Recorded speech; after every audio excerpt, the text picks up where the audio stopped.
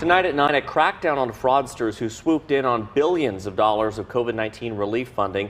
It happened early on in the pandemic, and tonight we're looking at a federal case that is rooted right here in the Valley. A grand jury indictment of 20 people accused of using fraudulent applications to obtain millions of dollars in COVID relief money. Fox 10's investigative reporter Justin Lum joins us live to break down how this scheme all worked. Justin. Christina, Mark, the U.S. Secret Service spoke exclusively to Fox 10 about how the alleged scheme works in general. The Phoenix field office handled this case but can't talk about specifics due to pending prosecution. Court documents, though, say the leaders of this group targeted the Paycheck Protection Program and Economic Injury Disaster Loan programs. Within a span of 4 months, defendants racked up at least $3.5 million combined.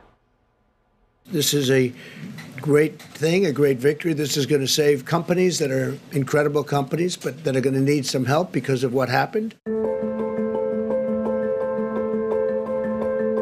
Financial relief at the forefront of the COVID-19 pandemic. March 27, 2020. Then President Donald Trump signs the CARES Act, the emergency bill providing $2+ trillion to individual citizens, healthcare facilities, and businesses facing uncharted territory at the time. 2 years later, the DOJ is taking action on alleged fraud linked to more than $8 billion in pandemic relief. Each case is different, but all of them involve either some type of wire fraud, some type of bank fraud, some type of identity theft or identity fraud, some type of money laundering. Frank Boudreau Jr. is the special agent in charge of the U.S. Secret Service at the Phoenix Field Division. He says his office is investigating several active cases related to COVID relief fraud. All these funds come from taxpayer money.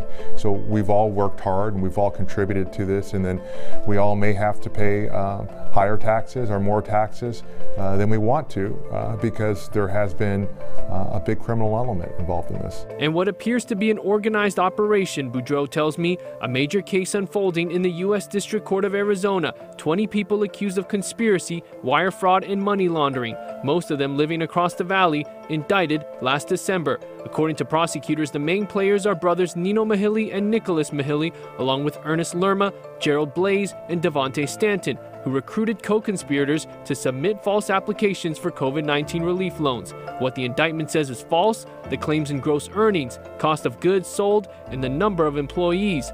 The scheme involves the alleged coaches getting kickbacks after funding. Boudreau says there are similar cases like this across the valley. They're recruiting people because, someone may have an existing name, a bank account that they use, but they're basically coaching them on how to get the loan and then taking a percentage of the amount of the loan they get. Documents show the money would come from the U.S. Small Business Administration, Wells Fargo, and Cabbage, an authorized SBA lender. This after defendants electronically submit applications using the names of their LLCs, limited liability companies. A lot of these companies were created during the pandemic. They were created to get the pandemic relief. We learned some of the defendants formed 11 new LLCs during the beginning of the pandemic before applying, but there's a common theme between the applications. Nearly all of them were submitted through an internet provider address registered to Mac Wireless, a company owned by Nino Mahili.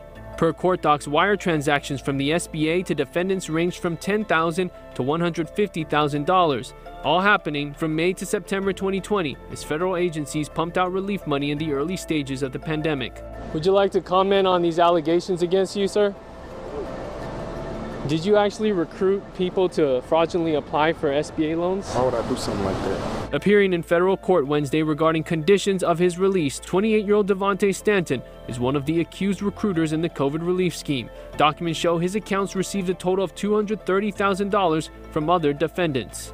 Law enforcement sources tell me Stanton is seen here in a rap music video flaunting stacks of cash, the song titled "In Scam We Trust." As for the scheme costing American taxpayers billions of dollars, Special Agent Boudreau warns Arizonans to stay away from social media scams. If someone approaches you with the idea that you can take out one of these loans to make money, you're at risk of putting yourself in jail. I mean, it's a crime. So don't think it's a victimless crime. Don't think that you're not going to get caught. Don't think that there's not a trail.